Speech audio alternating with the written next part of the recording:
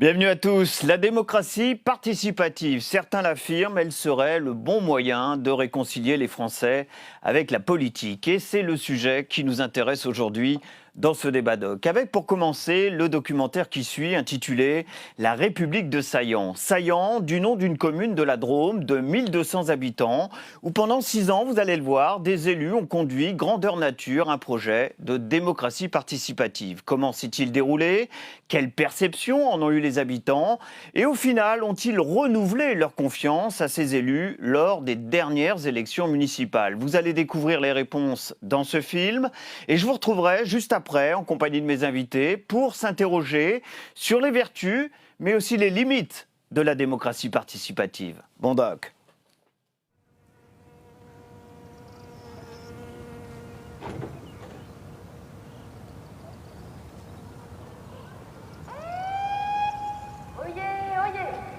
Avis à la population.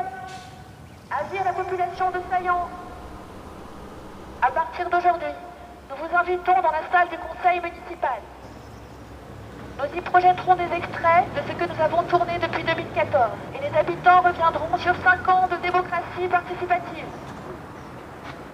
Oyez, oyez, reparlons des groupes de travail, les GAP auxquels vous avez participé, des pots de fleurs de la Grande Rue, de l'extinction des feux la nuit, de l'aménagement devant l'école, de l'accueil des migrants, de la révision du plan local d'urbanisme, du jardin d'enfants et des pesticides. Oyez, oyez!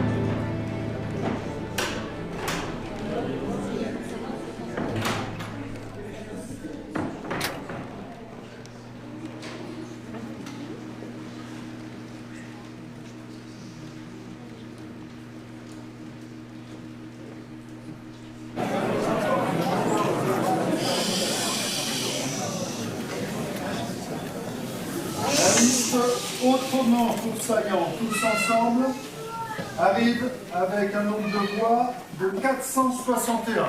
En tête.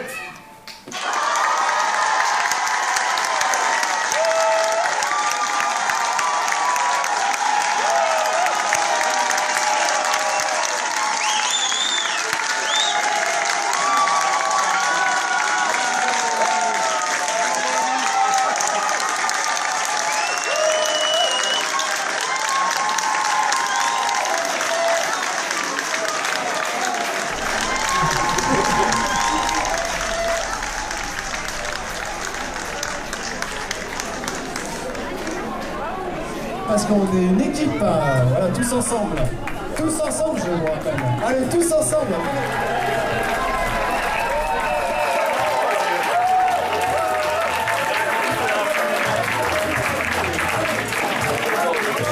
Vous nous avez démocratiquement accordé votre confiance et nous vous en remercions.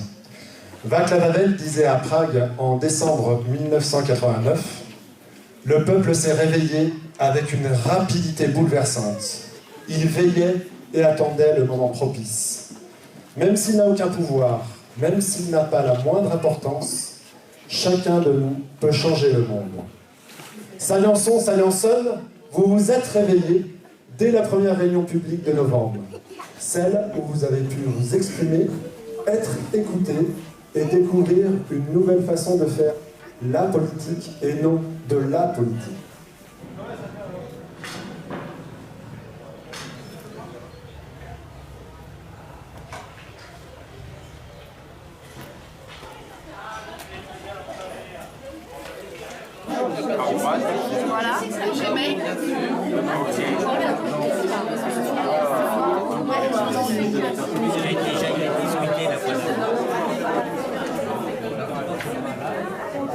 Qui n'a pas de post-it? Il y a quelqu'un qui n'a pas de post-it?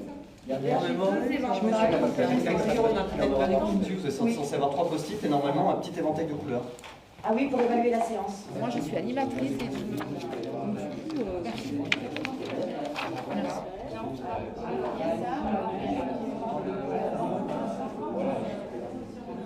Nous allons commencer ce deuxième conseil municipal.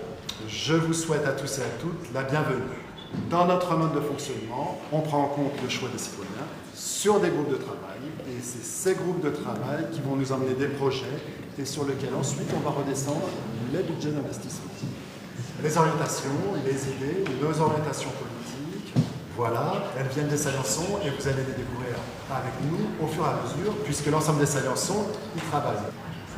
Il s'agit de 1199 Saillançons qui ont été élus. En aucun cas, nous ne prendrons de décision politique sans les consulter. La politique, c'est eux.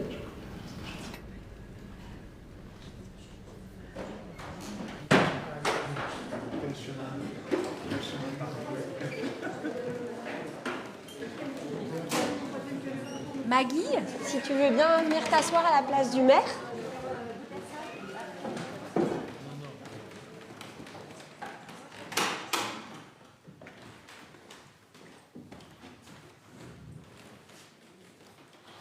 Je suis bien là, hein. T'as vu, je suis bien. Ok, témoin numéro 1, Maggie. Maggie, t'as été là dès le début? Au moment de l'élection, t'étais... Oui, c'est une expérience qui m'a beaucoup tentée et qui m'a beaucoup appris. Pour moi, une ancienne élue, c'était la pyramide à l'envers. Je m'explique. La façon habituelle de gouverner, c'est de partir du haut pour aller vers la base. Et là, j'ai trouvé une pyramide renversée. Et effectivement, c'est ça la vérité, parce que la force, elle est à la base. Et c'était comment ces débuts? Est-ce que tu avais le sentiment de vivre une révolution? Pas du tout. J'avais le sentiment que quelque chose d'important se jouait et qu'enfin, la population allait être invitée à participer à son devenir, à son futur. C'est ça qui m'a intéressée. Moi, j'avais des envies et des utopies révolutionnaires, ouais, c'est sûr. Et c'était pas le cas de tous les autres, loin de là. Et c'était ça qui était intéressant, c'était ce mélange-là, entre des gens qui voulaient juste gérer c'est énorme, qui voulaient gérer leur commune d'une manière différente, et puis d'autres qui avaient en tête, comme moi, de se dire, mais ça peut être le point de départ d'un vrai processus de démocratisation, j'osais même dire nationale. Il y avait d'abord une idée politique qui était derrière, qui était partagée avec les gens qui étaient là, c'était de considérer que le politique c'est l'habitant, c'est pas l'élu, ou c'est pas que l'élu. Donc les processus consistent à mettre un sujet au milieu du cercle, et puis de faire en sorte que les personnes qui sont autour du cercle puissent exprimer la manière dont ils voient le sujet, en considérant que chacune des 20 personnes va le voir d'une manière différente. Et que la construction démocratique va consister à prendre une décision collective sur la base de ces points de vue différents. Donc l'idée, c'est bien de considérer qu'il n'y a pas de vérité universelle et que la vérité va se construire sur la base des vérités de chacune des personnes autour de la table. Moi, j'étais ravie. D'abord, j'étais ravie qu'il y ait des gens comme ça qui acceptent de se lancer là-dedans, dans cette aventure. Et le côté participatif m'a vraiment beaucoup intéressée. Je pense que c'est une originalité. Il fallait vraiment tenter la chose. J'estime qu'ils ont... pour moi, c'est assez remarquable d'avoir osé se lancer dans cette aventure alors qu'aucun élu n'avait participé à une municipalité. Personne ne savait pas comment ça fonctionnait. Hein. Et ça, je trouve ça assez fabuleux parce que c'est un peu fou, quoi. On est parti sans savoir où on allait aller. Donc, mais c'est ça la force. Si on veut changer les choses, il ne faut pas réfléchir à toutes les impasses qu'il va y avoir toutes les 5 minutes, parce que sinon, on ne changera rien. Quand on dit on veut changer le système, on veut changer quoi en fin de compte? Personne ne sait. Ils disent on veut lutter contre le climat, ça c'est assez clair, on veut lutter contre le réchauffement climatique, ça c'est une chose. Mais quand on dit moi je suis pour le peuple, je suis pour que les habitants s'expriment, comment on le fait concrètement? Voilà. Donc c'est cette expérience-là qui m'intéresse.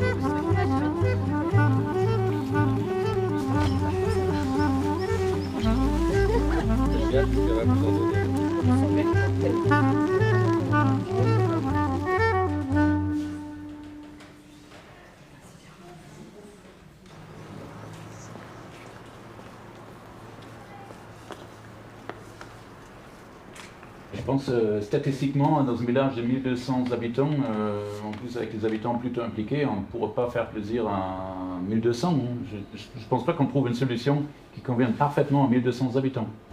En même temps, on est une majorité de gens, enfin les gens que je vois là, je pense que c'est quand même des gens qui sont un peu convaincus de travailler sur les économies. Il y a aussi des gens, et c'est bien qu'il y en ait quelques-uns qui soient venus et qui soient contre. Et en même temps, je me dis, est-ce qu'on ne peut pas essayer, alors pas forcément revenir à l'éclairage, parce que ça se fera dans 6 mois, mais essayer de trouver des petites solutions qui pourraient convenir à des gens qui sont farouchement contre, et d'arriver à leur expliquer qu'on peut fonctionner autrement, parce que je pense qu'ils n'ont même pas ce déclic-là.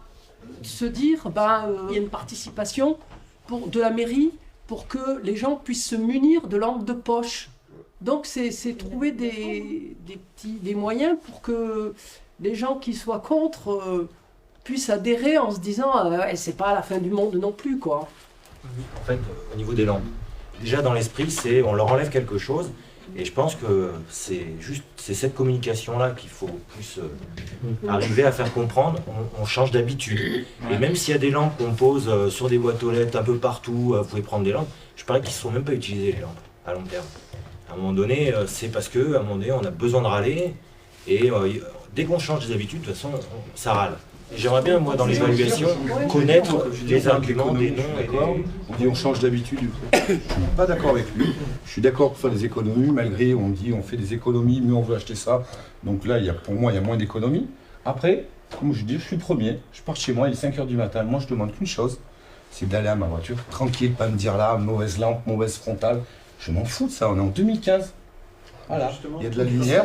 Mettez-le de minuit à 4 h. 2015. Faire peut-être un peu moins d'économie. Voilà. Il y a des boulangers, je sais pas, il y a plein de choses comme ça. Je pense que le ressenti il est très personnel. Alors ce qui peut être dangereux, c'est effectivement se tordre une cheville dans une rue en travaux. Ça peut arriver. Mais justement, parce qu'on est en 2015, on doit comprendre qu'on ne peut plus se permettre de gaspiller l'énergie comme on l'a fait pendant un siècle ou deux. C'est bien aussi que les gens c'est bien que vous soyez venus pour aider, parce que si une majorité de Saillançon veut qu'on rééclaire, on rééclaire. Ah oui, tout à fait. Là, c'est clair, si une majorité veut qu'on continue à éteindre, on laissera éteindre. Pour exprimer, pour écouter. On ne va pas être contre, une majorité de population. Non, ça aussi. Alors puis là, c'est monté, bon, ça reflète bien l'ambiance de la réunion. Il y a eu une deuxième réunion. Alors ?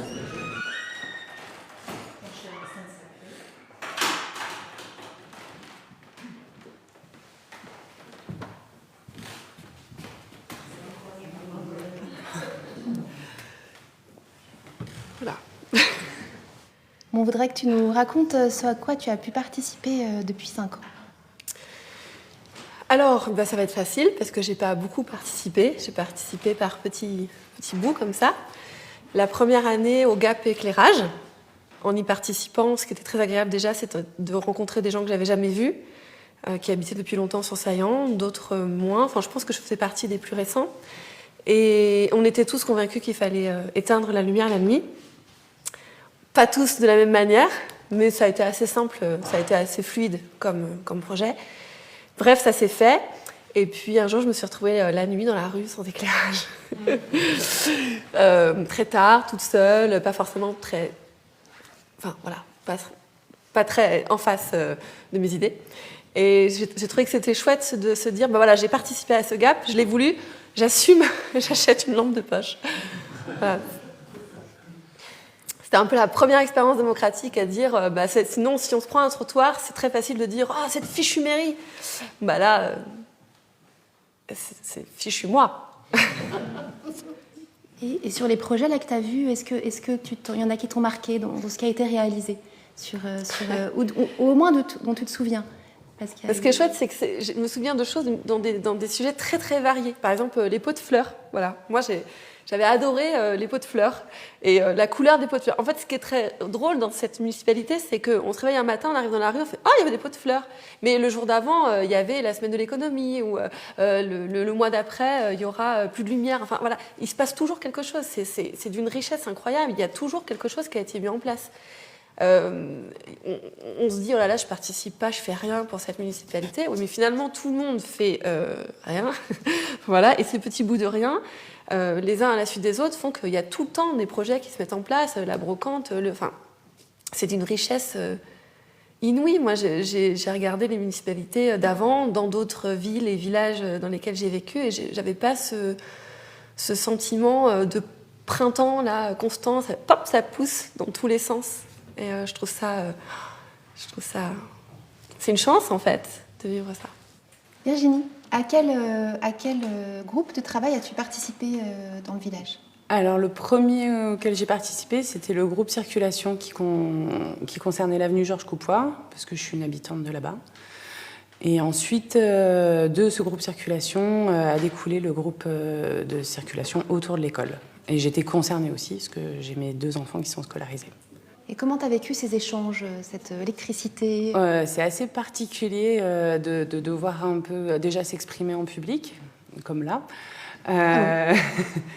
Et ensuite de se retrouver face à des personnes qui, chacune, ont une opinion à donner et veulent la défendre à tout prix. Et voilà, de défendre son opinion aussi. Moi, par rapport à l'analyse que j'en fais de ces gaps, c'est qu'il y a quand même, si on ne parle pas, on n'est pas entendu. Il faut prendre de la place, en fait, si on veut quand même que notre parole, elle soit à un moment entendue et portée, qu'elle ait un impact. Donc voilà, ça reste des moments où il faut un peu jouer des coudes, il faut rester droit dans ses bottes sur ce qu'on a à dire et pas perdre les objectifs de la réunion. Donc c'est sport, mais c'est intéressant. Il y a des gens pour qui parler en public, c'est un problème. Même déjà, pourquoi on ne fait plus le vote à main levée dans les salles? Parce que des fois, tu lèves la main et tu te fais brûler ta grange. Parce que tu as levé la main sur un truc avec lequel les autres n'étaient pas d'accord. Il y a des gens, ils sont mutiques en public, mais ils ont des très belles choses à dire. Et c'est important que leur parole soit entendue aussi. Et comment on fait pour que cette parole, elle soit entendue? C'est-à-dire que dans les réunions publiques, finalement, quand ça se passe, l'écueil de ça, c'est que c'est l'apanage des grandes gueules. C'est-à-dire qu'il y a les grandes gueules qui parlent, et puis il y a tous ceux qui ne parlent pas mais qui n'en pensent pas moins, ou qui parlent à leurs voisins en catimini, ou qui diront jamais ce qu'ils en pensent, parce que de toutes les façons, l'Assemblée telle qu'elle est faite, elle n'est pas du tout rassurante sur le fait que je puisse m'exprimer, être entendu, sans me faire insulter à la 3e phrase, quoi.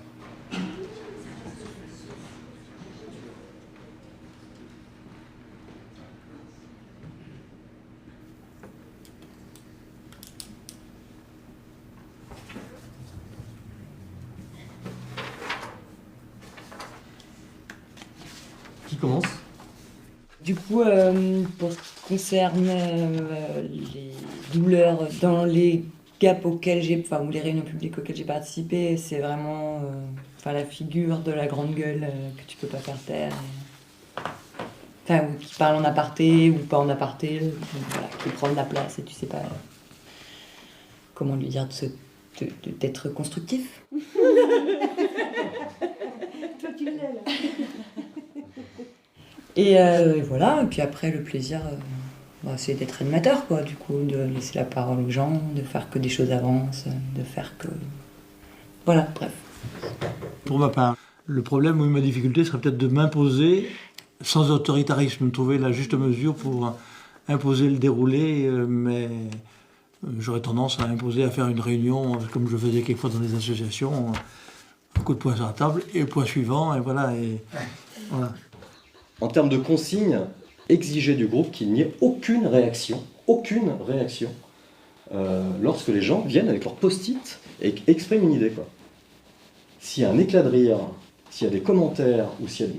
c'est la fin. Enfin, je veux dire, la personne qui va faire l'effort, qui vient à une réunion, qui n'est pas hyper à l'aise dans la prise de parole en public, qui se retrouve avec son post-it à devoir expliquer ce qu'elle a marqué dessus, et qui déclenche un fou rire général dans la salle, je peux vous assurer que cette personne ne reviendra plus.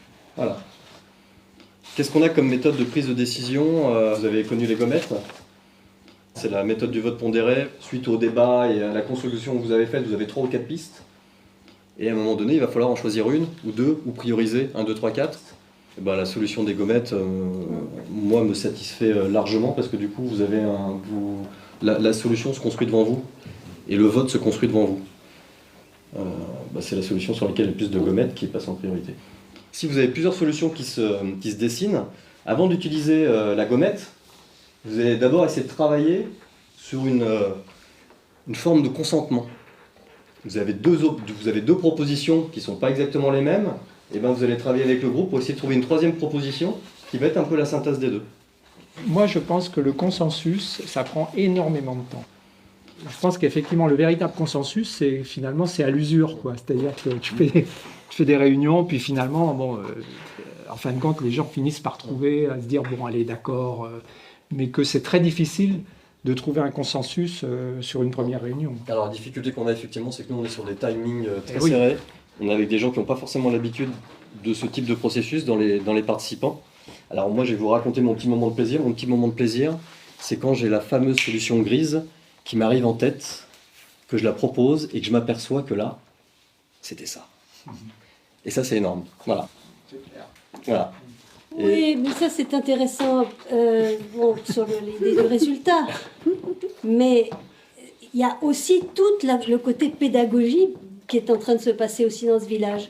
C'est-à-dire que même si les gens ne sont pas d'accord, déjà le fait de venir ensemble et de débattre, que chacun puisse sentir la possibilité d'exprimer son avis, etc. Et que quand un petit golden boy comme toi là qui donne tout d'un coup la solution. Je donne la solution qui est construite sur tout ce qui a été dit. Moi, c'est pas ma solution à moi parce qu'en général, je maîtrise pas le sujet, donc j'ai pas la solution au problème. Oui, mais j'ai la solution à ce qui s'est dit. À nouveau là, j'apporte une petite nuance. Quelqu'un comme toi qui arrive et qui donne tout d'un coup comme par magie. J'y arrive pas à chaque fois. Hein. Ouais. Mais après, rétrospectivement, après moi je me dis, oh là là, mais moi là je me suis sentie embobinée, manipulée. C'est pas tout à fait ça que je. J'ai dit oui parce que tout le monde, mais non. Allez,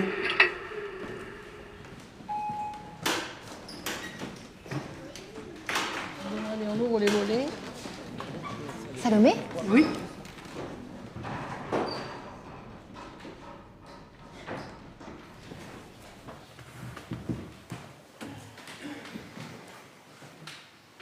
Alors, on est bien à la place du maire? C'est pas la place du maire, c'est une chaise avec une table. Salomé, à quoi avez-vous participé depuis 5 ans? J'ai participé à beaucoup de GAP, sur le fleurissement, sur la rivière, sur la circulation, sur le fléchage, sur le stationnement. Et j'ai fait partie des personnes tirées au sort, les citoyens tirés au sort pour travailler sur le PLU. Comment vous vous êtes senti dans ces réunions? Quelle est votre expérience de la participation quotidienne? C'est pas désagréable. Ça fait pas beaucoup avancer, d'autant plus qu'au début, j'étais venue très enthousiaste. J'essayais de travailler les dossiers chez moi Et ces réunions m'ont petit à petit un peu déçue parce que la règle qu'il faut respecter est trop stricte. Il y a un cadre préétabli qui empêche de discuter, qui empêche de créer. On a l'impression qu'en fait la solution est écrite d'avance et qu'on va nous y mener en 2 heures. On nous resserre petit à petit le champ des possibles pour nous mener à une décision préétablie et qui, de plus, ne sera pas franchement suivie des faits dans de nombreux cas. Alors, vous dites beaucoup de choses. Quand vous dites « on », de qui vous parlez? De qui on parle? De façon évidente, les animateurs. Je le comprends, il ne faut pas que les réunions s'éternisent jusqu'à point d'heure. Mais est-ce que ça permet toutes ces restrictions ou toutes ces craintes? Est-ce que ça permet d'aborder les sujets qui fâchent, sachant que justement, il ne faut pas se fâcher? Quand je me suis fâchée au début, je me suis fait rabrouer assez vigoureusement par la personne qui menait la réunion. Donc j'ai appris à dire, je suis tout à fait d'accord avec ce qui vient d'être dit,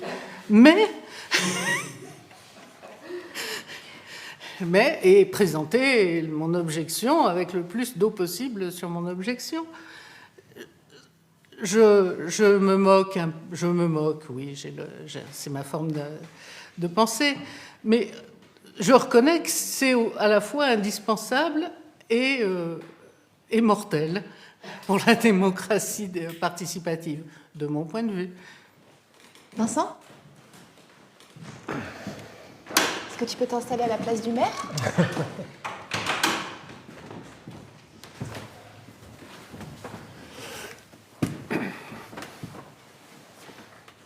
En tant que maire, dans ton expérience, est-ce que parfois tu as été amené à mettre tes convictions de côté? Tes convictions profondes ou politiques? Ah bah oui, forcément. Et comment tu vis tout ça? Bah comment en fin de compte, c'est plus facile de mettre ses convictions de côté quand dans le processus participatif, on a l'écoute du monde, de la co-construction qui se fait dans un climat, entre guillemets, serein, quoi. Voilà, quand on a des choses... et quand on sent que le travail avec des animateurs qui ont accompagné et qui ont fait que chacun a pu s'exprimer et se dire qu'au final, on suit un chemin et une sorte de... Alors on l'appelle consensus, consentement, c'est un peu différent, mais voilà, on arrive vers quelque chose où on a pris des idées, on les rassemble, on monte en compétences, ça arrive là, on co-construit et on arrive un petit peu au final quelque chose qui fait que tout le monde a été écouté. C'est plus dur effectivement quand d'un seul coup il n'y a pas eu d'animation, quand il y a des gens qui veulent prendre le pouvoir, parce que ça arrive tout le temps. Voilà, il y en a qui manipulent effectivement, qui nous disent que ces méthodes ne les conviennent pas, ils n'aiment pas les post-it, ils aiment pas... Donc en fin de compte, ils veulent du débat. Mais pourquoi ils veulent du débat? Parce que le débat, c'est eux qui vont parler, c'est eux qui vont pouvoir orienter, c'est eux qui vont pouvoir prendre le pouvoir. Donc ils veulent le pouvoir. Voilà. Et si, à un moment donné, ça a pu arriver, pour moi, ça a faussé. Ça, effectivement, moi j'étais frustré, puisque m'interdisant, entre guillemets, d'être dans dire bah, voilà mes convictions et des choses comme ça, quand j'en voyais qui arrivaient à dévoyer un petit peu la méthode qu'on mettait en place, oui, ça a été difficile. Est-ce que c'est possible de ne pas incarner le pouvoir? En tant que maire, comment tu t'y es pris? Ça a été très difficile pour moi au départ, puisqu'on avait dans le projet, c'était un peu de démystifier effectivement cette organisation pyramidale sur laquelle on s'était dit, on avait fait le constat que c'était un système qui s'épuisait, qui était à bord d'épuisement. On le voit à l'heure actuelle avec tout ce qui peut arriver dans notre pays. Mais on s'est dit, on est obligé de rentrer dans le cadre, mais après, c'est bien clair pour tout le monde qu'on travaille en collégialité. On bousculait tellement de choses dès le départ qu'on a senti, ou en tout cas j'ai ressenti, que c'était un besoin que j'incarne quand même cette posture. Et moi, ma difficulté, ça a été d'incarner une posture demandée un peu quand même par le village, dans la continuité, mais sans travestir en fin de compte, et sans me travestir, dans le fait qu'on avait dit qu'on était dans la codécision et la collégialité avec l'ensemble des élus. Comme ça.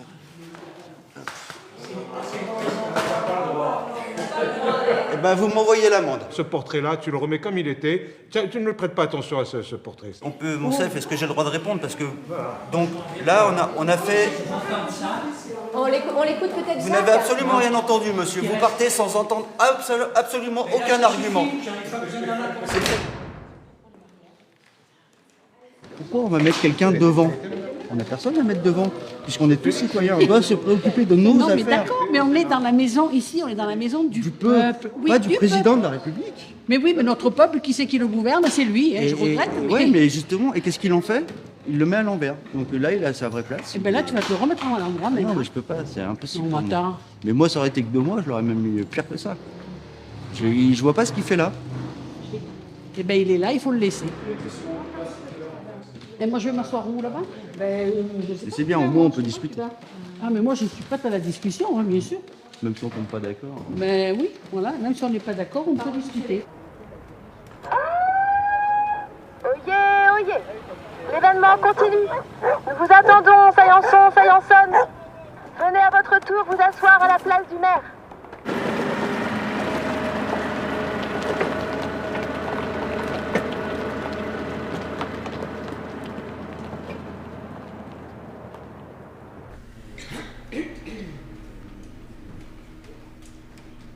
Bonjour à tous, merci d'être là. L'idée, c'est que dans la première demi-heure, là, on soit plus sur un temps d'évaluation, d'analyse de ce qui a été fait, de ce qui a été bien fait, ce qui a été moins bien fait, et puis qu'après, on puisse être déjà assez vite dans de la recherche de solutions.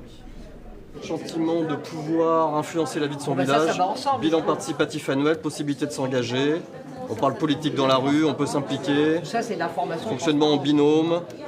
Saillant est dans une bulle démocratique, manque de ligne d'affirmation politique, manque d'affirmation politique qui assume des choix politiques, manque d'une ligne politique claire et marquée. Au départ, l'expression politique, c'est de dire qu'est-ce qu'on veut. Est-ce qu'on veut des voitures? Est-ce qu'on veut pas de voitures? Bon, comment on définit la ville, disons le village, vis-à-vis de la voiture et des accès piétonniers? Ça, c'est une expression politique. Pour avoir un avis qui représente quand même un peu toutes les strates du village, on n'a pas les moyens. Parce qu'on s'aperçoit que les GAP ne regroupent pas tant de personnes, ou quand c'est des personnes qui se regroupent autour d'une idée qu'ils ont commune. Et du coup, on a du mal à aller écouter ceux qui n'ont pas la même idée et qui effectivement du coup du débat. Et c'est cette instance-là qu'on n'arrive pas à faire. Où vraiment, autant on l'a fait pour le PLU, on a pu le faire, ça a réuni les gens et du coup, il y a des idées différentes qui ont pu émerger. Mais moi, j'entends plein de gens qui disent, par exemple, je ne fais pas un GAP parce que ce qu'ils disent, moi, je ne suis pas forcément d'accord et j'oserais pas le dire. Est-ce qu'il y a un groupe qui veut attaquer? Donc dans les idées qu'on a pu échanger, il y a regarder le lieu et l'horaire, donc rallier la dimension politique et la dimension festive, artistique. Ça veut dire par exemple si on lance un débat sur Saillant 2040, voilà, si on fantasme Saillant 2040, qu'il y ait les dessinateurs de Saillant qui puissent proposer une exposition sur une vision de Saillant 2040, que puisse y avoir des artistes, poètes ou autres qui écrivent sur leur vision Saillant 2040. L'idée, c'est de prendre du plaisir à se réunir pour partager du temps et partager des idées. Et ensuite que ça implique petit à petit la population et qu'on revienne à vraiment une tradition de la participation où personne ne se sent exclu parce que j'ai pas été tiré au sort, j'ai pas eu l'information, etc., qu'on ait des vrais temps publics. Très bien, merci. Ça va, j'ai été bon? Le troisième groupe, peut-être On s'est plutôt dit que les GAP, les commissions, n'intéressaient pas les gens parce qu'on n'avait pas de ligne claire et d'objectifs clairs de fond. Et que c'était important de définir une ligne politique et des choix politiques avant d'entamer, de les décliner dans des mises en œuvre vis-à-vis des GAP. Donc des lignes politiques choisies, bien entendu, avec des habitants. Il est important que ces lignes ne soient pas oubliées parce que pour moi, là, ce qui démobilise les gens, c'est ça, c'est qu'on ne répond pas à ces attentes et qu'il n'y a pas assez de débat vraiment de fond, voilà, à Saillant. Comment est-ce que ça pourrait s'articuler? Parce que nous, en tant qu'élus, effectivement, ça, on y est très sensible à tout ça. Et parfois, on voudrait exprimer aussi des idées vraiment politiques. Je parle pour moi maintenant, cette fois-ci. Vous savez que pour moi, c'est mon principal souci, comme je l'ai exposé tout à l'heure, c'est que je ne me sens pas, en tant qu'élu, de porter une politique. Je suis là pour l'ensemble de la population. Mais qui et comment définir ces orientations politiques, sur lesquelles voter? Est-ce que vous avez des idées là-dessus? Parce que ça, pour nous, ce sera très intéressant. Ceux qui ne sont pas parlé encore.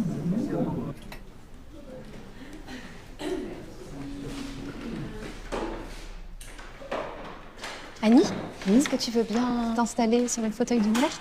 Pas de problème.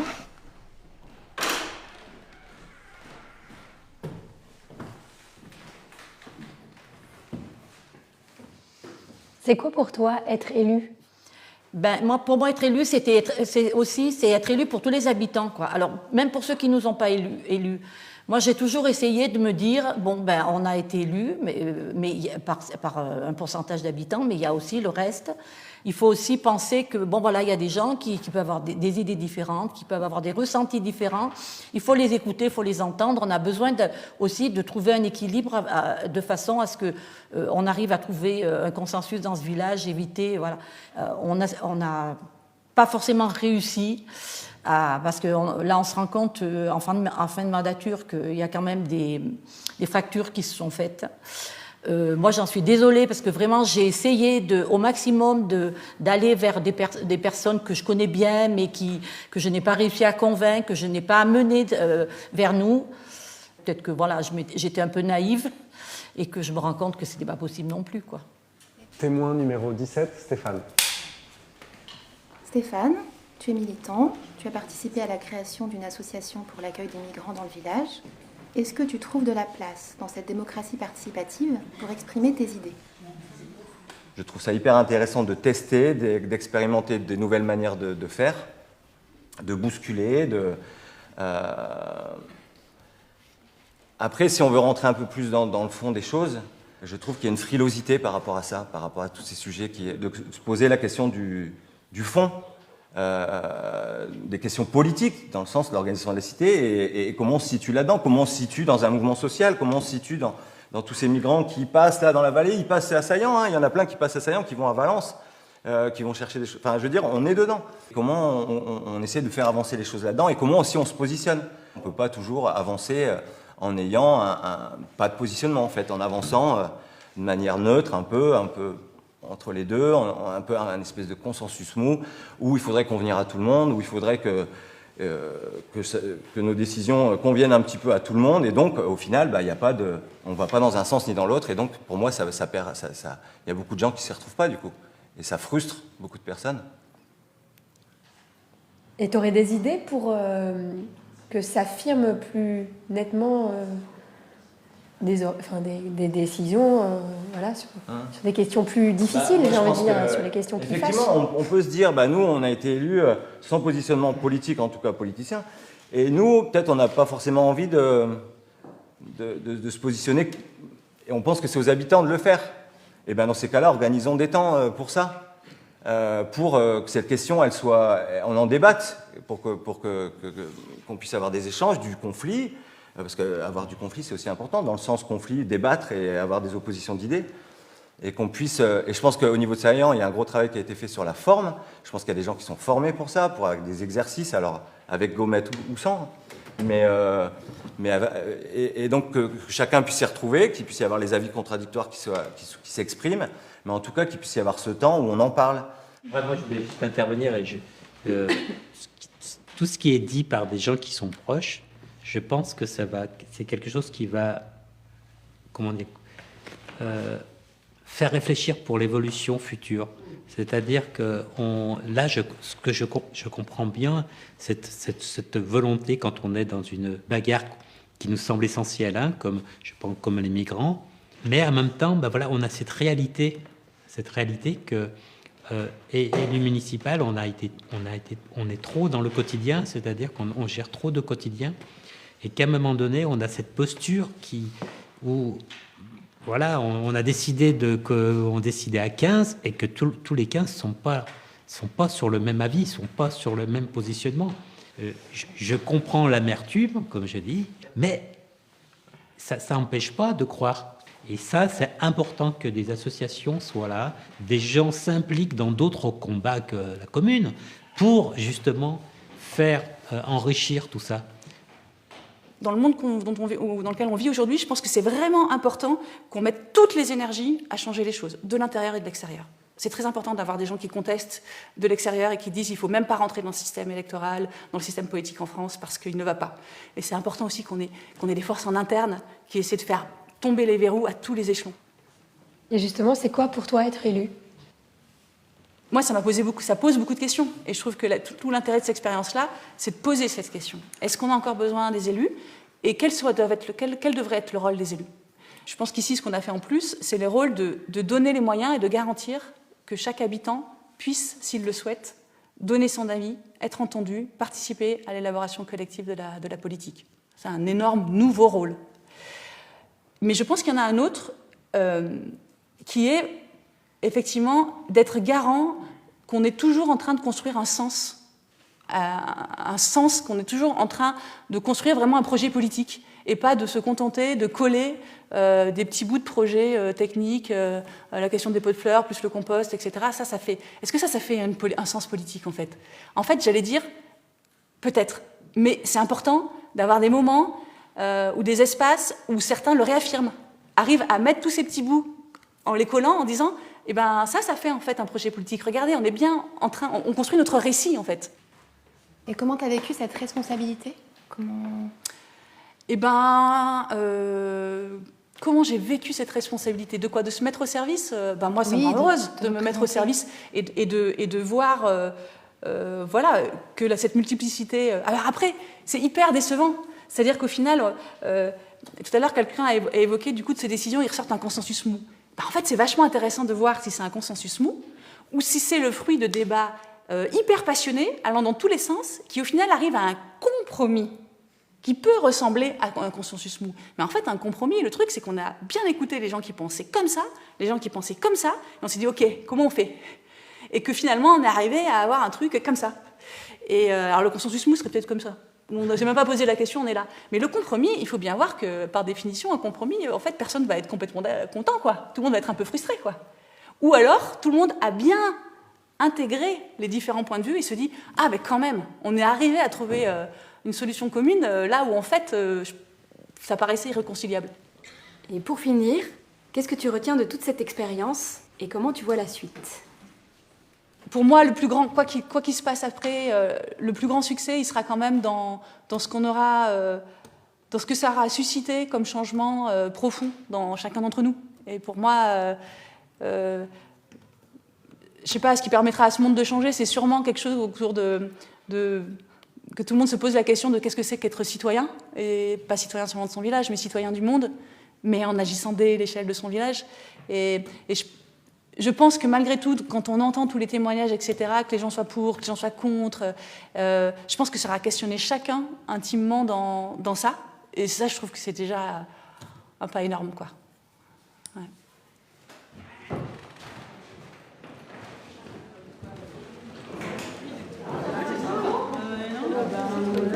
Il y a très bien les trois derniers témoignages très humains. Il fallait ça, il fallait mettre l'humanité. Vous l'avez fait.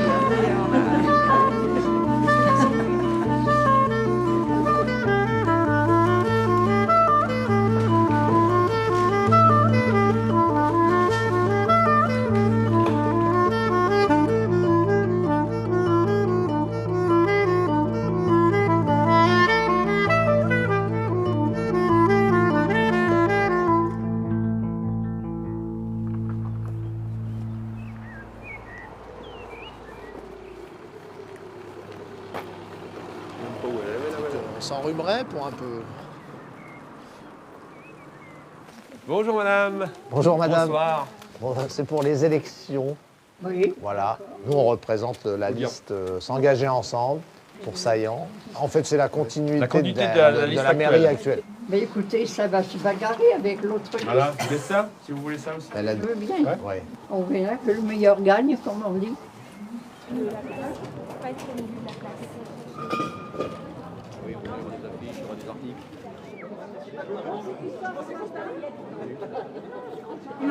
On va continuer, il y a encore en mieux, plus quoi. On va faire, on va mieux travailler, plus sereinement, parce que c'est la première fois, c'est vrai que il y a eu beaucoup de, voilà, c'était tout nouveau, il y a eu beaucoup de, voilà, là on est plus serein, on contrôle mieux les choses. Voilà, et puis tu as vu dans l'équipe, il y a de l'ancienne équipe, vous n'êtes plus que 4. Hein. Non, mais on n'est plus que 3. Mais on n'est plus que 3. Donc c'est vraiment des nouvelles personnes, ça se renouvelle. Donc ça c'est bien, ils sont nouveaux. Ouais, absolument. Voilà. Absolument.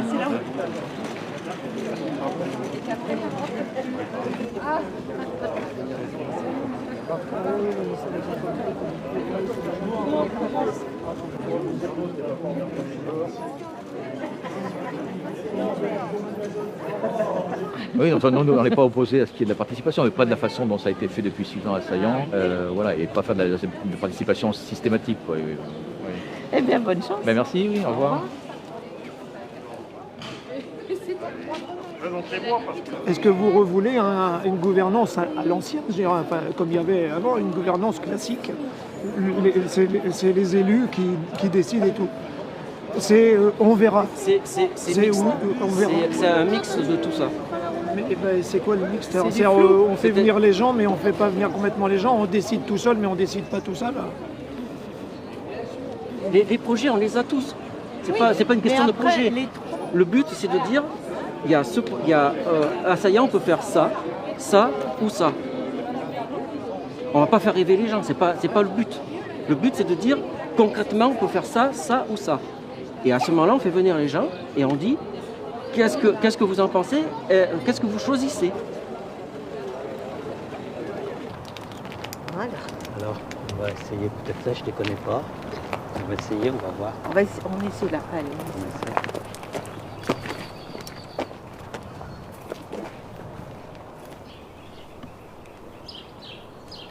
Florence et moi, on va être ce qu'on appelle tête de liste, hein, voilà. Ouais. Puis là, il y a toutes les personnes et ce qu'elles vont faire plus particulièrement. Je vous remercie. Voilà. Bonjour. Ça vous intéresse pas? Vous voulez même pas que je vous montre l'équipe? Comme vous voulez, monsieur. D'accord. Pas de très problème. Bien. Bonne journée, monsieur. Au revoir. C'est négatif, il n'a pas voulu. Ouais. Voilà. Ah ben on ne peut pas les forcer. Là.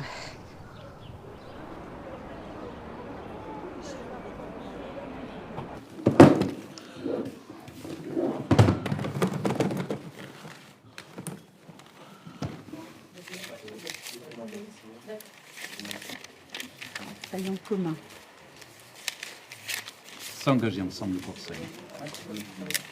Saillant commun. Saillant, un avenir en commun. S'engager ensemble pour Saillant. Saillant, un avenir en commun. S'engager ensemble pour Saillant. Saillant, un avenir en commun. S'engager ensemble pour Saillant. S'engager ensemble pour Saillant. Saillant, un avenir en commun. Saillant, un avenir en commun.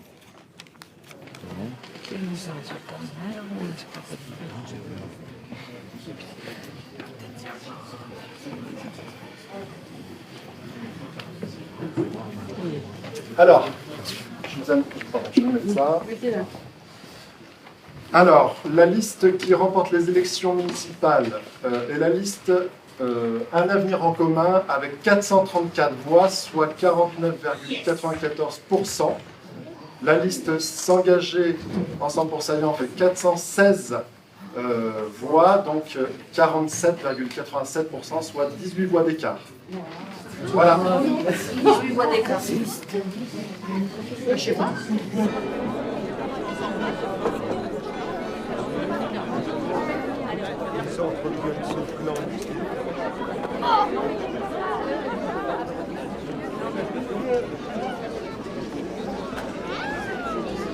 Ah bah oui. Trop nouveau. Moi, Ça, je c'est pense qu'il y a sûr. des gens pour qui ça a été trop rapide, là. Il y a des gens qui n'ont pas compris. On n'a pas tout bien expliqué, ok, mais c'était trop vite. C'est là où les gens sont. Est-ce qu'ils ont envie de changer ou d'autres choses ou pas? Et moi, je pense qu'il y a beaucoup de gens pour qui, effectivement, ça allait trop vite et qui n'avaient pas envie de changer et pas de la façon dont on leur proposait de changer aussi. Et puis voilà. Faudra être là, quoi. Moi, je pense que c'est pas rien, mais que ça prend beaucoup de choses pour les prochains, sur la société, sur plein de choses. Ça veut dire que les choses, elles sont jamais acquises, qu'il y a des... Voilà. Je pense que c'est important. Mais ouais, ça va être intéressant de voir ce qui se passe maintenant.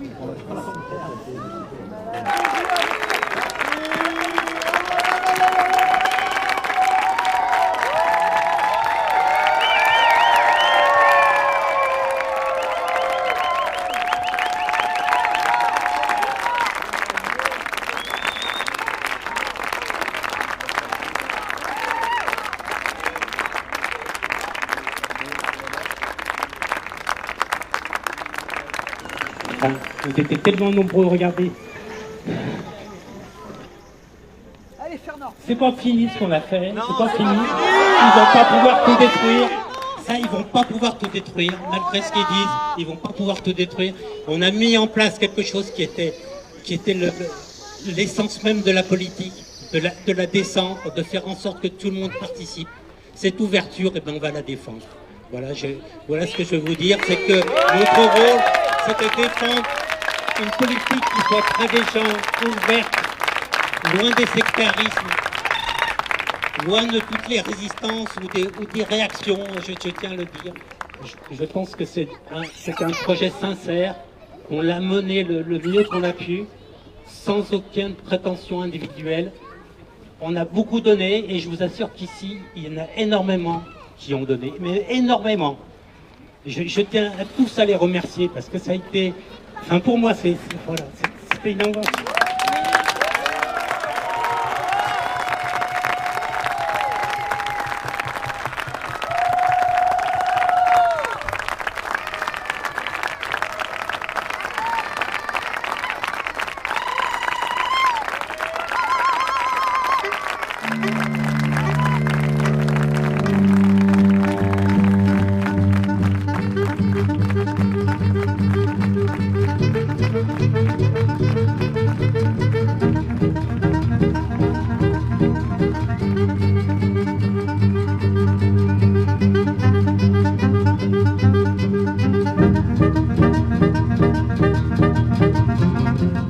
Le bilan de 6 ans de démocratie participative mené par le conseil municipal de Saillant dans la Drôme. Voilà ce que vient de nous faire découvrir ce documentaire réalisé par Dorine Brun et Sarah Jacquet. Une expérience riche, très riche en enseignements, mais que les habitants de cette commune n'ont au final, vous l'avez vu, pas souhaité renouveler à l'occasion des dernières élections municipales. De quoi s'interroger après ce film sur les vertus, mais aussi les limites de cette fameuse démocratie participative que certains jugent comme le bon moyen de réconcilier les Français avec la politique. Et c'est ce que nous allons faire maintenant sur ce plateau de Débat Doc, en compagnie de mes invités. Avec vous, tout d'abord, Chantal Joanneau, bienvenue à vous. Merci. Vous êtes ancienne ministre des Sports, ancienne secrétaire d'État chargée de l'écologie sous les gouvernements de François Fillon et ancienne sénatrice de Paris.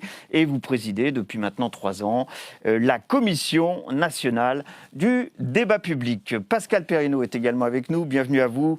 Vous êtes professeur de sciences politiques et vous avez dirigé pendant de nombreuses années le Centre de recherche politique de Sciences Po. Votre dernier ouvrage est un Que sais-je consacré au populisme et publié bien sûr aux presses universitaires de France. Et puis on va préciser que le Sénat vous avez désigné comme garant à l'occasion du grand débat dont on parlera sans doute, qui a eu lieu en France après la crise des Gilets jaunes. Et puis enfin, avec nous en webcam cette fois, Hervé Kampf.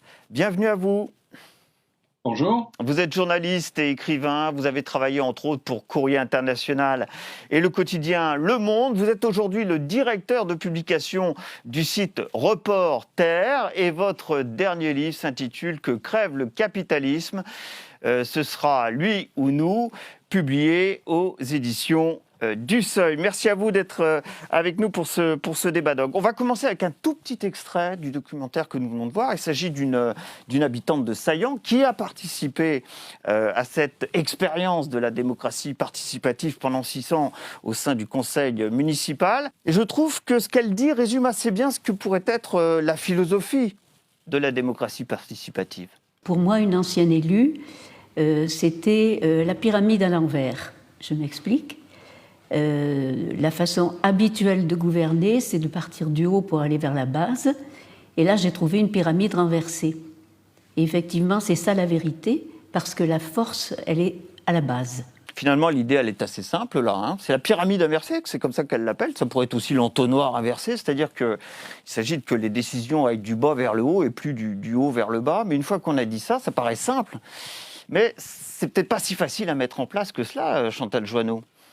L'expérience de Saillant sur lequel portait le reportage, elle est extrêmement intéressante. On l'avait accompagné à la CNDP, puisqu'on avait Jacques Archimbaud, l'ancien vice-président, qui l'accompagnait et qui avait vraiment loué effectivement les qualités de ce modèle, tout en soulignant effectivement sa complexité. C'est-à-dire que pour une partie des habitants, ça pouvait être complexe de comprendre justement ce fonctionnement démocratique. Et souvent aussi pour la participation, un des risques, c'est de lasser quand il y a trop de moments participatifs. Et il faut qu'il y ait aussi des moments de décision. Donc nous, c'est notre philosophie, que le public éclaire le décideur, effectivement, c'est vraiment la philosophie qu'on porte à la CNDP, mais il est sûr qu'ensuite, pour passer à l'exécution, c'est-à-dire à la mise en œuvre des actions, il faut encadrer, c'est ce qu'on découvre aussi dans ce documentaire, c'est terriblement encadré, finalement, le processus d'une démocratie mais il y a des règles participative. Mais il y a des règles, quand on fait du débat public, nous, on a un système de valeurs qui sont un système, entre guillemets, incontournable. La neutralité de celui qui organise le processus, participatif ou délibératif, quel qu'il soit, effectivement, la transparence, les principes d'inclusion, d'égalité de traitement. Donc c'est vrai qu'il y a des règles, évidemment.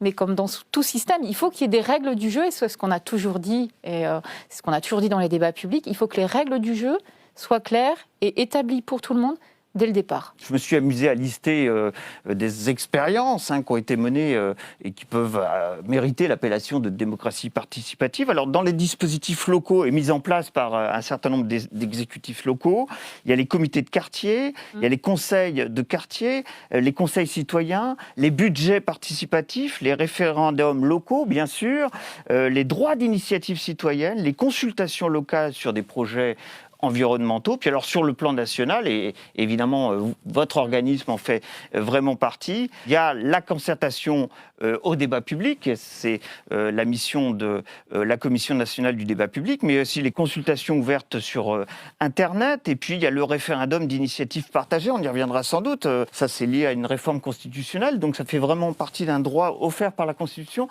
Quand on regarde tous ces éléments, quand on les cite, tous ces exemples de démocratie participative, on se dit qu'elle a progressé dans notre pays, la démocratie participative. C'est le cas ? On a une histoire très très riche. On a un pays effectivement qui a élaboré successivement des étapes et qui a fortement progressé, ça c'est sûr. D'abord dans le domaine de l'environnement, qui a été très porteur dans le domaine de la participation, et ensuite ça s'est développé. Alors ça vient pas de chez nous, le concept de démocratie participative, mais des personnes plus expertes que moi le diront beaucoup mieux. Ouais. Et peut-être que d'ailleurs, il ne faut pas confondre complètement participation, démocratie participative, et peut-être qu'on pourrait commencer par là, distinguer la participation qui a un historique très important dans notre pays, et la démocratie participative, qui est vraiment la revendication de décider, qui, elle, est beaucoup plus récente. Oui. Hervé Kempf, la question que je me suis posée après ce documentaire, c'était de savoir si la démocratie participative devait venir en complément de la démocratie représentative qui existe dans notre pays, qui est en place. Est-ce que c'est le cas dans votre esprit ? Non, et pour la raison que la démocratie, si on parle autant de démocratie participative, et il faudrait revenir sur ce mot, c'est parce que la démocratie dite représentative fonctionne mal, et que globalement, la démocratie fonctionne encore plus mal. La démocratie représentative, c'est-à-dire par les élus, fonctionne extrêmement mal pour énormément de raisons, mais dont le taux d'abstention de plus en plus élevé à toutes les élections, et par exemple au municipal l'année dernière, où de plus en plus au présidentiel en est le signe très important, elle fonctionne mal notamment pour une raison, c'est que depuis à peu près 2000, depuis Jacques Chirac et Lionel Jospin, si je ne fais pas erreur, il y a eu une adéquation, une synchronicité plus exactement entre l'élection législative et l'élection présidentielle. Ce qui fait que quand le président est élu, et vous savez que dans la Constitution de la Ve République, le président de la République a énormément de pouvoir en France, et maintenant, quand il est élu, il a une majorité en quelque sorte dans la dynamique de l'élection qui est à sa main. Et là, on le voit particulièrement dans le cas, ça fait maintenant deux présidents que c'est le cas, on le voit de manière extrêmement manifeste avec M. Macron, et donc on a une assemblée qui ne joue plus son rôle de contrôle de l'exécutif, de lieu du débat. On le voit même très concrètement, par exemple, dans l'expérience que nous vivons avec la pandémie, et où vous voyez qu'il y a quelqu'un qui décide, d'ailleurs dans un conseil de défense, il ne va même plus en conseil des ministres, il ne parle pas à l'Assemblée, il n'y a pas un débat des députés là-dessus, et c'est un monsieur qui décide avec quelques experts. Donc, pour être bref, le besoin que l'on ressent de participation provient notamment du fait que les méthodes habituelles dans notre pays de démocratie par la voix et le processus représentatif est extrêmement malade.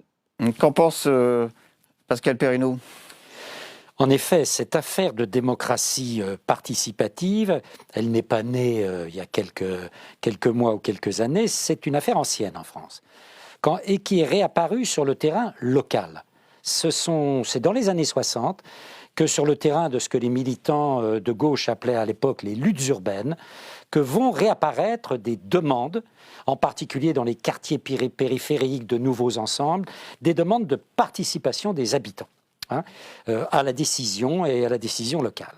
Et puis, peu à peu, cette idée va faire son chemin et va s'étendre très modestement du plan local au plan national.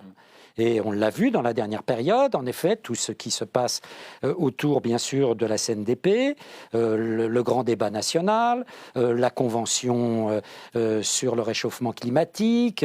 Vous avez différentes modalités, en effet, de démocratie participative. Et même, dans le cadre de la lutte contre la pandémie, ce comité de citoyens tirés au sort. Non. Mais est-ce que cette montée en puissance de la démocratie participative correspond à une perte de vitesse de notre démocratie représentative, un peu comme l'a dit là tout à l'heure Hervé Kempf. On parle depuis 20 ans de la crise de la représentation. Il y a des signes multiples d'essoufflement de la démocratie représentative au travers du moment électif.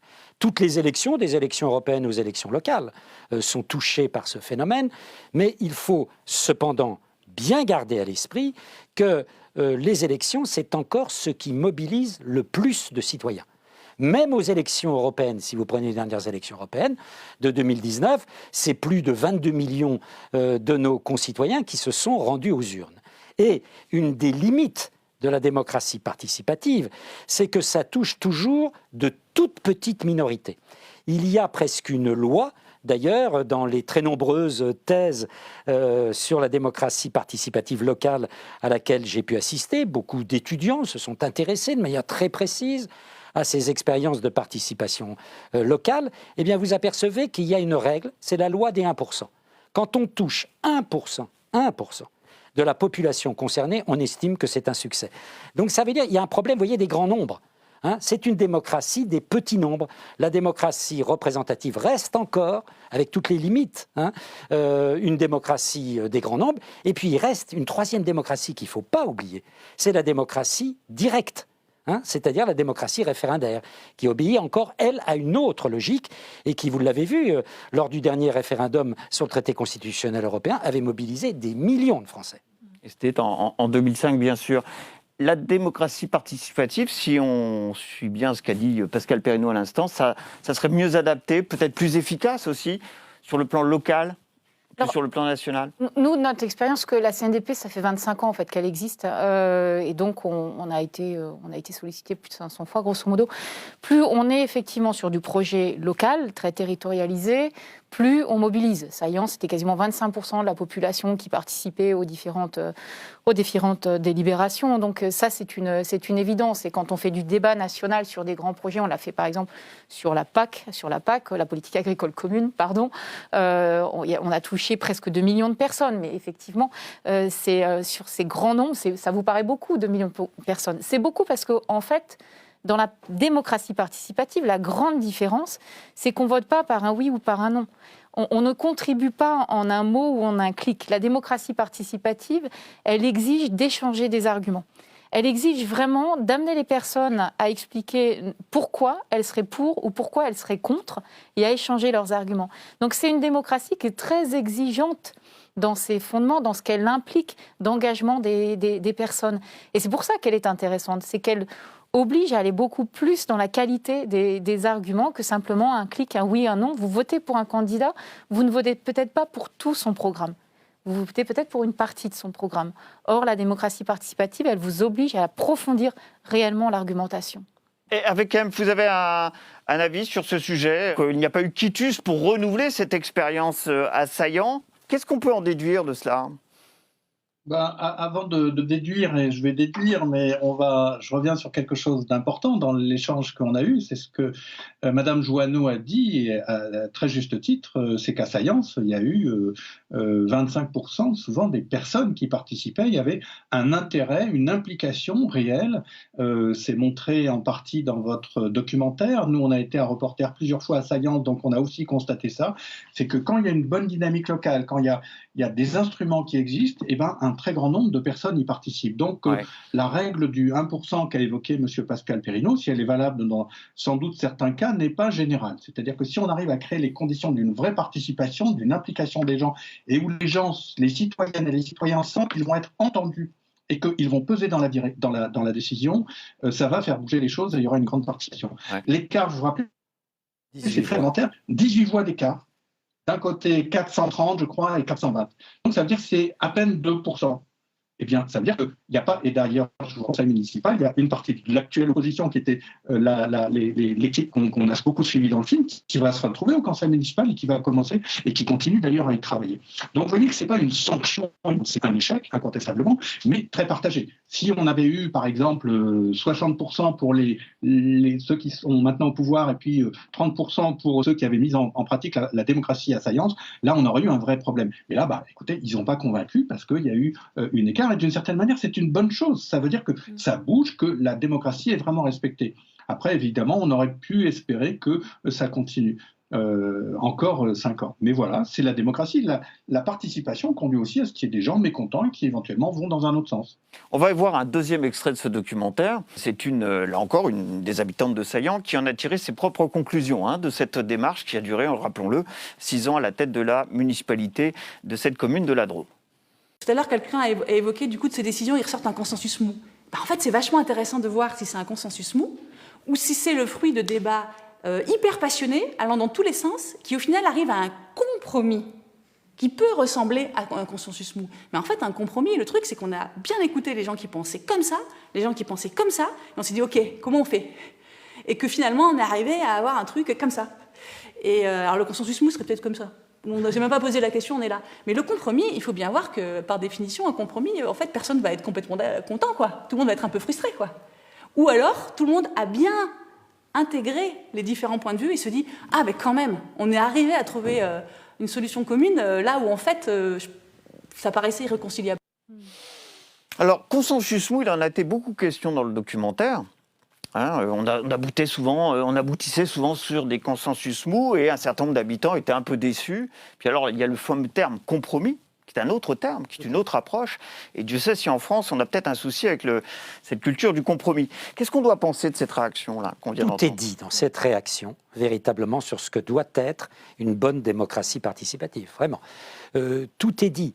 C'est-à-dire qu'il faut en effet trouver des lieux, un objet sur lequel on va discuter, et des lieux sur lesquels il ne s'agit pas d'imposer son point de vue. Il s'agit d'échanger, et ensuite que chaque parti, il peut y en avoir 2, 3, 4, fassent un pas vers l'autre pour élaborer un compromis qui sera la base de la décision. Et qui ne sera pas donc le fruit porté par une seule minorité qui cherche à s'imposer à une autre. Alors il faut bien voir, bien sûr, que dans la démocratie participative, il y a différents acteurs. D'ailleurs, on le voit bien dans la République de Saillant. On voit bien qu'il y a des gens qui disent « moi, je suis venu parce que j'ai envie de dire mon mot » et que ça ne me satisfait pas simplement de dire mon mot tous les 6 ans lors des élections municipales.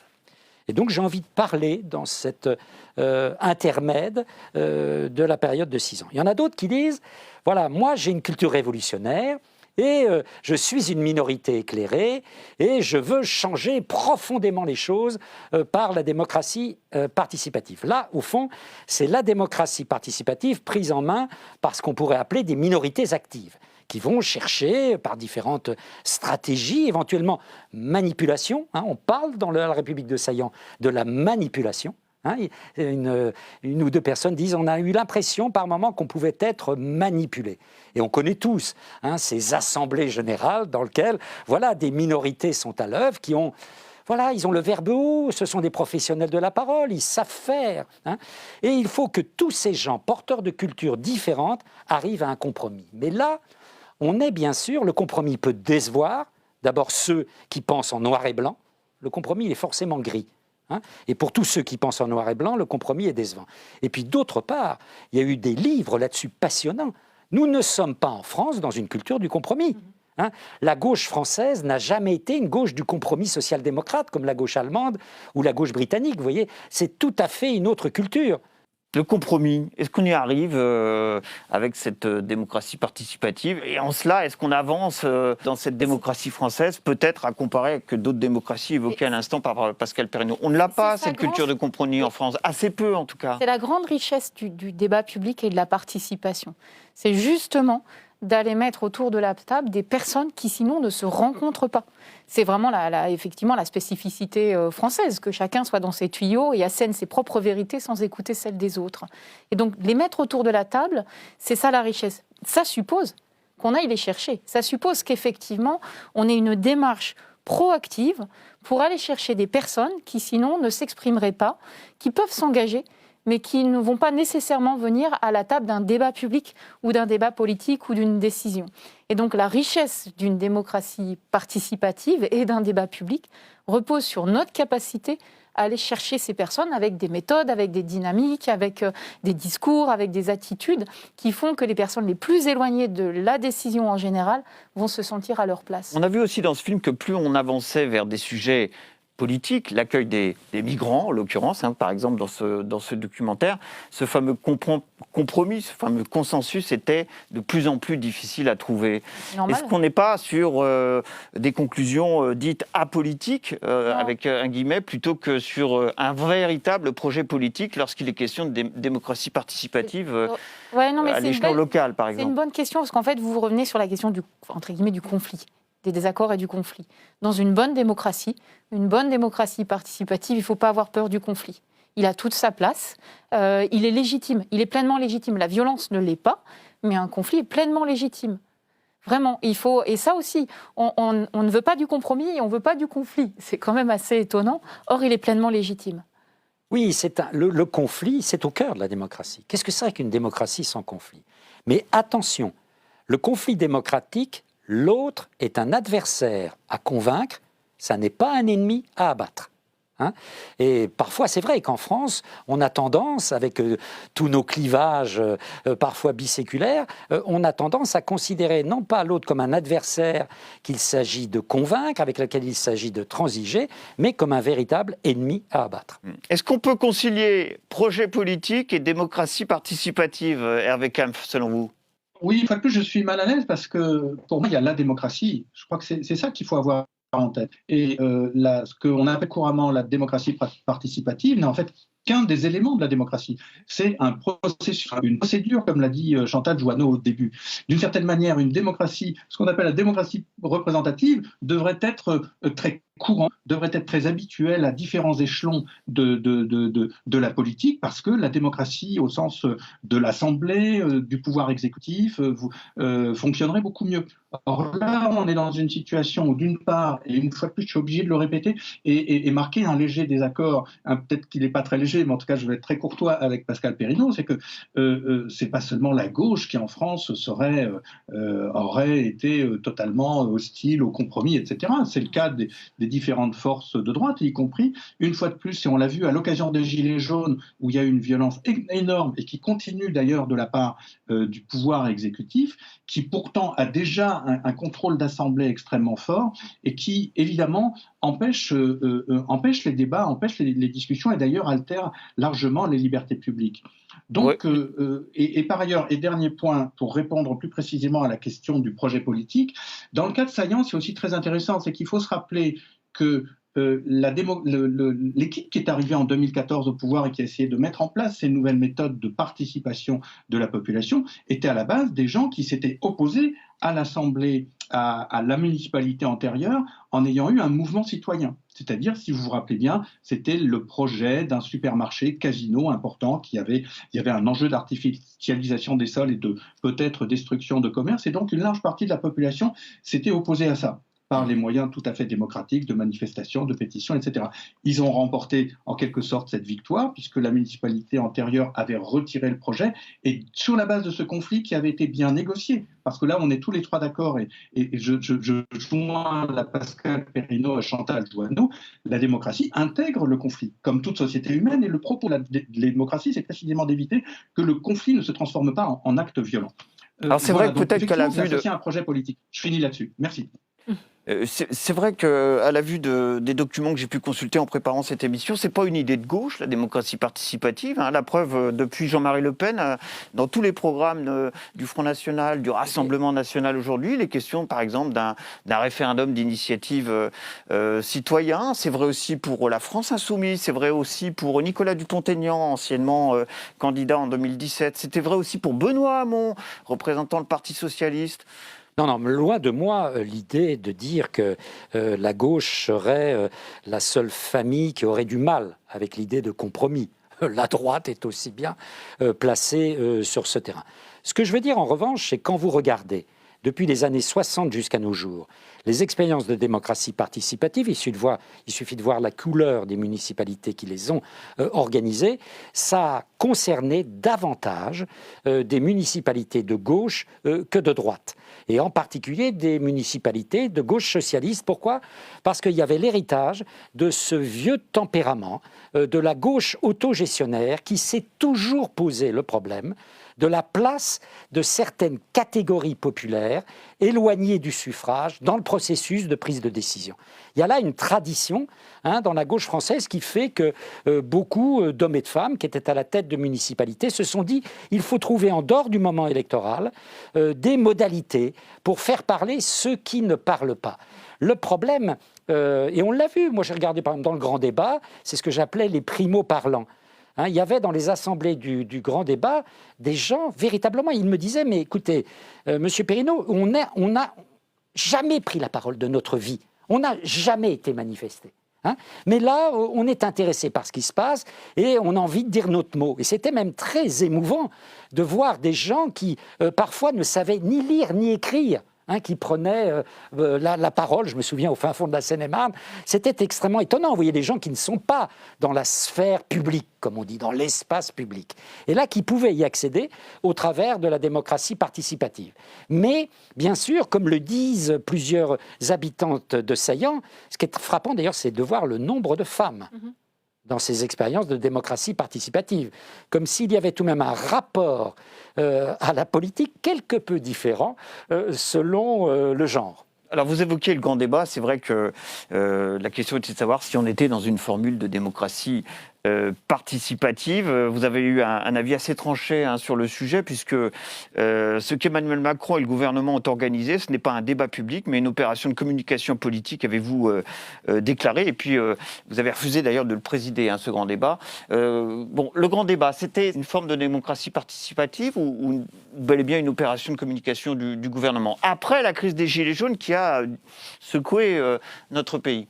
L'idée de base est géniale. C'est-à-dire vraiment l'idée de base d'avoir un temps de parole de toutes les personnes qui vivent en France, qu'elles puissent s'exprimer, mais s'exprimer librement sur les sujets qui les concernent et qui les intéressent, c'est vraiment la bonne idée.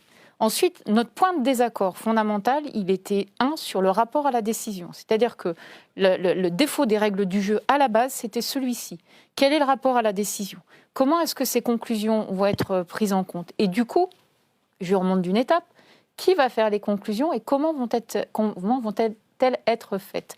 Nous, dès lors qu'à la CNDP, il n'y avait pas les garanties d'indépendance sur la manière de rendre ces conclusions et sur le lien à la décision, on ne peut pas garantir ce processus. Parce que ça fait partie des règles de base de la CNDP, c'est l'indépendance et la neutralité totale de celui qui rend les conclusions et qui rédige les conclusions, puisque le rôle de cette personne, c'est de faire une photographie sincère, pure, neutre, qui ne va pas requalifier les personnes, les propos des personnes, qui ne va pas les orienter dans un sens, et en qui toutes les personnes ont confiance, et ensuite de savoir comment le décideur va y répondre. Est-ce qu'il y répond effectivement par une prise en compte directe, ça a été l'engagement sur la conférence citoyenne sur le climat, et c'était un engagement très clair, ou est-ce qu'effectivement il s'engage à ensuite en faire une proposition de loi. Enfin, ce rapport-là à la décision n'était pas écrit et n'a jamais été clarifié. Bon, autre exemple, Hervé Kempf. On a parlé du grand débat et vous avez évoqué à l'instant même, Chantal Jolot, une autre initiative qui marque et d'ailleurs qui va faire l'objet d'un projet de loi qui va être débattu à l'Assemblée nationale. C'est la Convention citoyenne pour le climat dont il est tiré un projet de loi. Donc 150 citoyens tirés au sort, 149 propositions et au final assez peu d'entre elles qui figurent dans ce projet de loi parce que il y a eu un écrémage qui a été effectué à la suite évidemment de ces fameuses propositions. Qu'est-ce que vous en pensez ? Est-ce que c'est une opération malgré tout réussie ou vous considérez que c'est une opération de démocratie participative qui est un échec ? Je pense que pour faire la démocratie, il faut avoir envie de faire la démocratie. Et je pense qu'il peut y avoir des pouvoirs comme celui actuel qui emploient les formes du grand débat ou de la Convention citoyenne pour le climat pour dire on entend les gens et qui en pratique ne les écoutent pas. Et ce qui est très frappant pour la loi climat et résilience, pour le dire très rapidement, c'est que d'une part, le sans filtre et la prise en compte de ce qui a été dit par les citoyens pour le climat n'a pas été faite comme cela avait été promis, mais même dans la discussion à l'Assemblée nationale, ou plus exactement à la commission spéciale sur la loi qui s'est produite la semaine dernière, les députés de l'opposition eux-mêmes n'étaient pas sérieusement pris en compte et il y a eu tout un jeu extrêmement déplorable pour la démocratie parlementaire de gestion des amendements. Et donc tout ça pour moi est le signe qu'on ne veut pas vraiment faire démocratie. Si on veut faire démocratie, on fait tout pour que le système représentatif fonctionne bien et qu'aussi d'autres instruments comme la démocratie représentative fonctionnent bien aussi. Là, on utilise trop souvent les apparences de la démocratie pour faire croire qu'on fait la démocratie alors qu'en fait, on veut imposer quelque chose sans écouter les gens. Pascal Perrineau, les leçons que vous tirez, par exemple, de cette Convention citoyenne pour le climat, le gouvernement dit que 30% des propositions de cette Convention seront retenues à travers ce fameux projet de loi sur le climat et résilience. Est-ce qu'il n'y a pas une frustration à avoir à l'issue de cette initiative qui avait bel et bien la forme d'une démocratie participative? Des frustrations, il y en a de nombreuses. Quand on cherche à inventer une démocratie participative au plan national et qu'on n'est pas clair sur les principes et les modes d'organisation, on va forcément au-devant de difficultés.